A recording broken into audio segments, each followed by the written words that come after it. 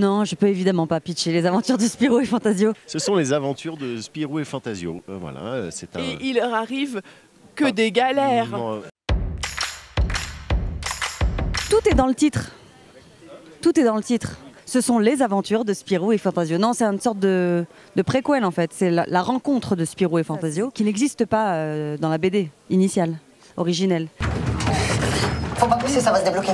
Quelle andouille. Et dis donc, je vous entends derrière la vie. Et le titre ne ment pas. On dit les aventures de Spirou et Fantasio. C'est une vraie comédie d'aventure. C'est Cotine. C'est votre fiancé, ce dingue? Tellement pas. Et dis donc, je t'ai entendu, Et encore raté. Tu vois, je t'avais dit de les shooter quand ils étaient à la Ça c'est raté ça. Effectivement, Alex Coffre s'est fait un malin plaisir de rajouter tous les personnages un peu truculents de la bande dessinée.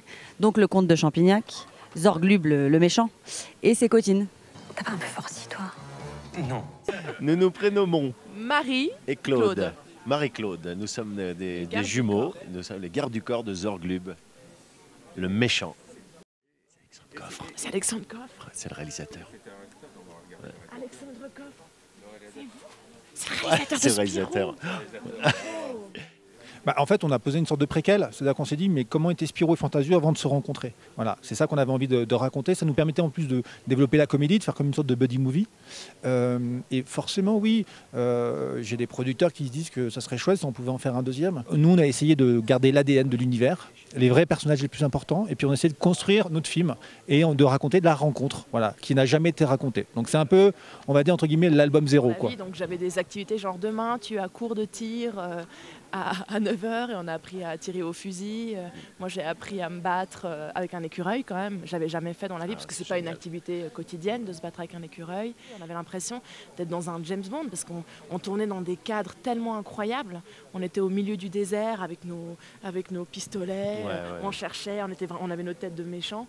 Et puis notre tenue vestimentaire non, aussi. c'est moi qui parle là. Et Moi, j'évite de trop réfléchir aux comédiens pendant l'écriture.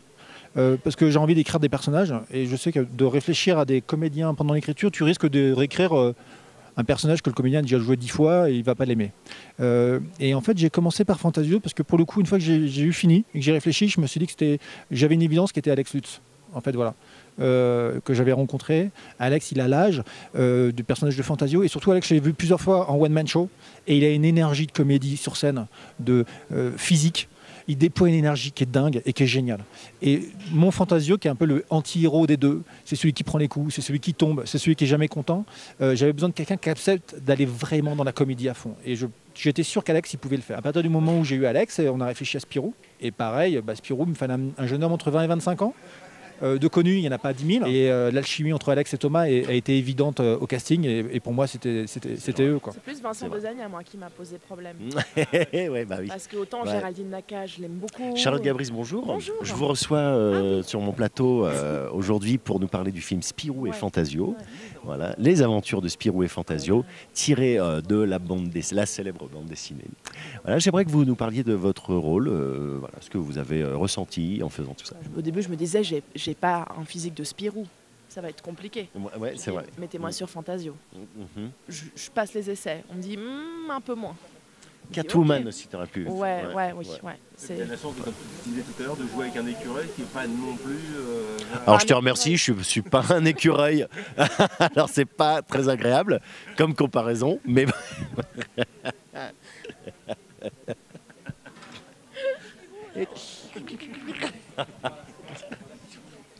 Je le fais bien.